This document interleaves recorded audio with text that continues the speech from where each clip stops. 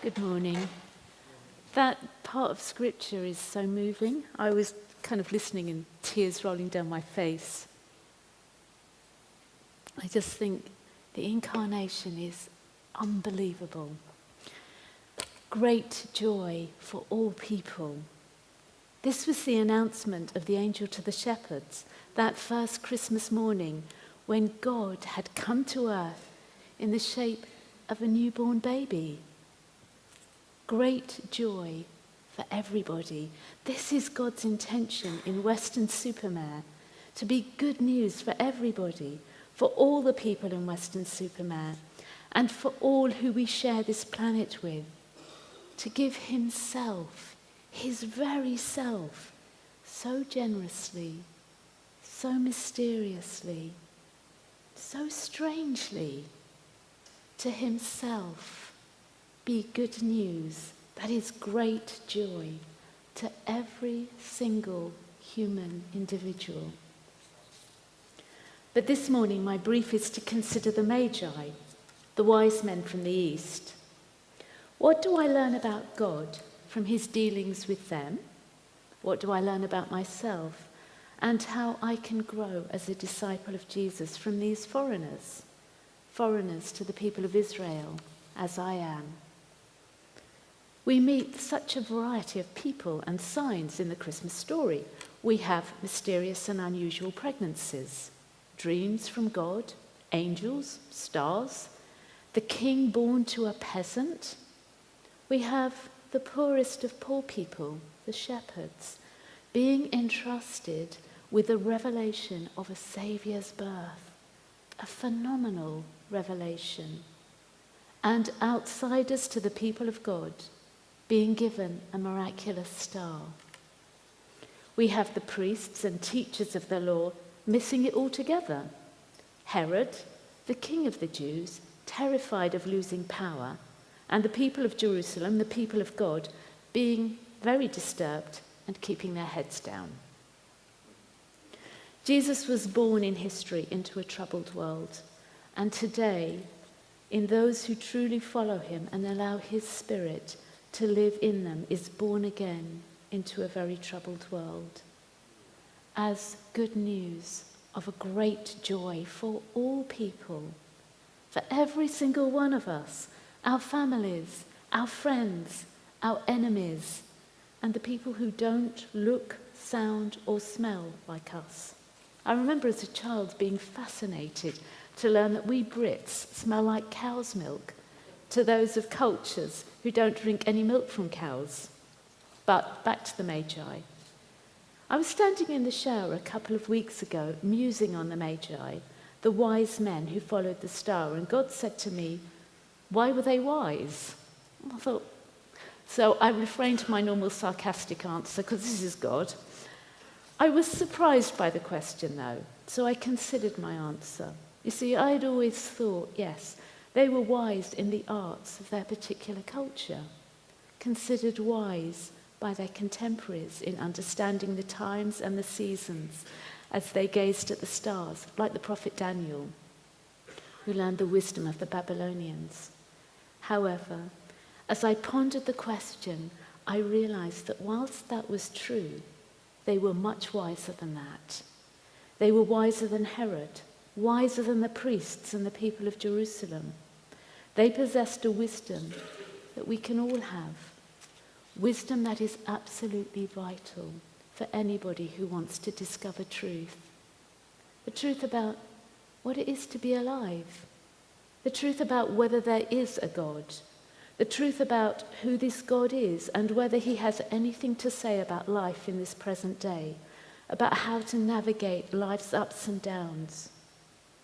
If there is a God, what he is like is the most important and basic question for every human person. Or are we Christians just stargazers? And there is only fate or nothing bigger than ourselves out there. God looked at these wise men, and using the only wisdom they had as they gazed at the stars, he loved them. God will break in on any of us with a sign if we're hungry. The star is actually a very precious sign to me. It's not the way that God generally talks to me, but once upon a time he did. This is how it happened. When John and I felt like it was time for us to move from Kent, following a kind of Abrahamic journey of leaving our security and what was familiar to us, to go on a quest to see what God had for us, we felt, to be honest, quite lost. During this time, we went to Centre Parks with the boys just before Christmas, and we'd been asking God for ages, God, where should we go? On the floor in the bathroom was a newspaper, very damp from people, little feet getting out on it, that happened to be open at a page which said in big bold letters, "Follow the star." It was one of those times in my life when something just came alive, but it was also deeply frustrating. What blooming star? Jesus, we are asking you where to go. It's so complicated, with 5 boys, with John's work, and most of all, we really, really want to be where you're calling us. Follow the blooming star. Can't you be a bit clearer? Well, we independently both had a nebulous sense that we should live in Cheddar, which was weird because we'd thought that we would be in a city. Anyway, long story short, we moved to Cheddar, and in Cheddar, every December, from the 1st of December, there is a beautiful Advent star on the top of the hill which shines out across the valley. Our move here was difficult for so many reasons, but that first Christmas, that star was like a hug from God. It's okay. You are in the right place. Despite how hard this is proving, this is the right place for your family and for you. It's really precious. So, the Magi. God sent them a sign that they could understand. He sent the stargazers a star, a miraculous sign that aroused their curiosity, a star that signified to them that a new king had been born, an extraordinary and wonderful king. Now, you don't get to be a wise person overnight. Real wisdom comes through experience and lifelong learning, holistic learning, not just learning from books, although they can be helpful. So in my imagination, these men weren't young, they were wise. But these men did a remarkable thing. They decided to follow the star. They didn't know how far they'd have to go, how long the journey would be, but off they set. By the time they reached Bethlehem, it had been 2 years since they had seen the star at its rising. How much of those 2 years had they been travelling? What was the cost to them in terms of leaving people behind? The financial cost, the cost in terms of health, of setting things in order. How uncomfortable for anyone, even a young man, to travel many miles, to camp every night, to be riding a camel. I've heard that camels are very uncomfortable and rather smelly. But battling the elements. You know, the journey to find Jesus, to discover whether he is the truth, is not an easy one. The journey to get to know God more and more, as he is arduous. It means often leaving some security, some comforts behind, some ideas, some ideals as well that we've held close to us. And this journey continues through life because God is so vast, so much bigger and deeper than our understanding. Our relationship and knowledge of him can grow and grow. And this is at his invitation to us as individual people. It's at his beckoning. If we really want to know God, we will have to go into the wilderness of discomfort, fighting the wild beasts of our own fears and desires, feeling lost, wondering if it's all worth it. You know, there are people in this church, maybe particularly in this congregation, with bright eyes and grey hair. They know God. They followed the star into their own wilderness and emerged with humility, leaning on their beloved, as the Song of Solomon says, and holding deep within themselves the immeasurable joy of discovering God. God, a very present help in all the moments of life. God who is vast and unknowable, and yet calls them deeply into his love, who looks them in the eye and lifts up their faces to look into his eyes, and somehow they become altered, shaped by the one they gaze at. These are the wise of the earth. This is the wisdom we can all have. It just takes humility. The humility to look for a new king in our life. Not money or talent or book learning.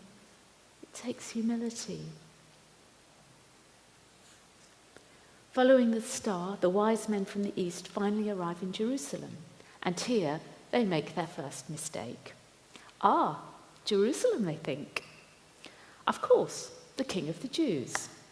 They take their eyes off the star and begin asking around, where is the King of the Jews?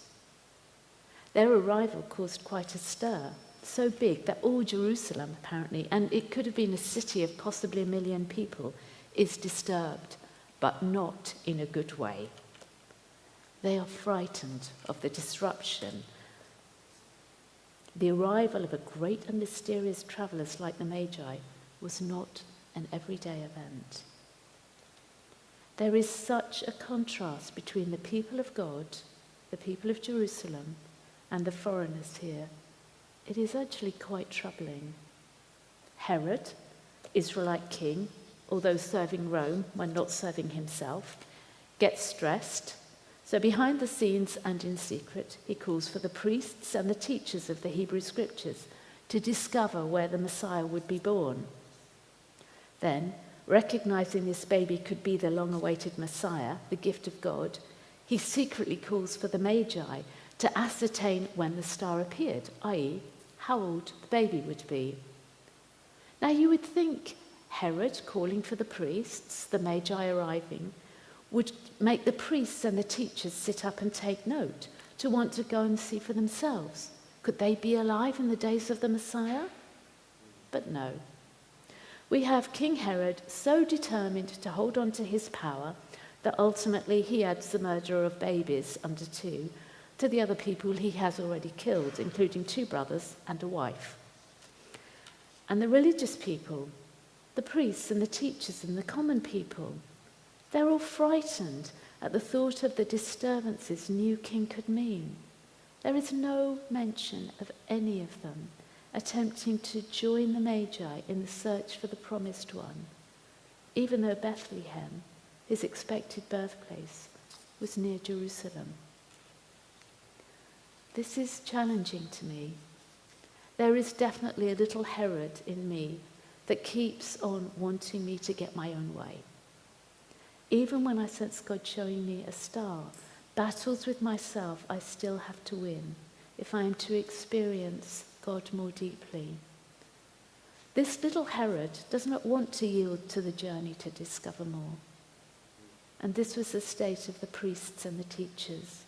They already had enough of God and their religion to be comfortable. Let's not be like them, church, content with what we already have. Let's be like the wise men and keep on pursuing the star. And for those of us who have already been privileged enough to have discovered the wonder of the presence of God in our lives, to keep on pursuing him until the day that we walk into glory. The wise men leave the corrupting influence of worldly power in the palace and in Jerusalem and follow the star to Bethlehem. There, their humility and discomfort is rewarded. They discover a baby, or maybe a toddler, an ordinary child, who is God made flesh, who laid aside his glory, God who emptied himself, God who became a servant to human men and women and children, God, who learned obedience through what he suffered, became obedient even to death, all for my benefit and for your benefit, for the benefit of the person sitting opposite you in the coffee shop, or hurrying past you with their children, getting them out of the rain,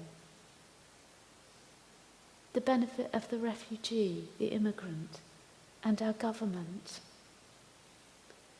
The most extraordinarily good news for us and for all people. God came to live amongst us in the person of Jesus so that we could be reconciled to God and to one another. Thank you for listening.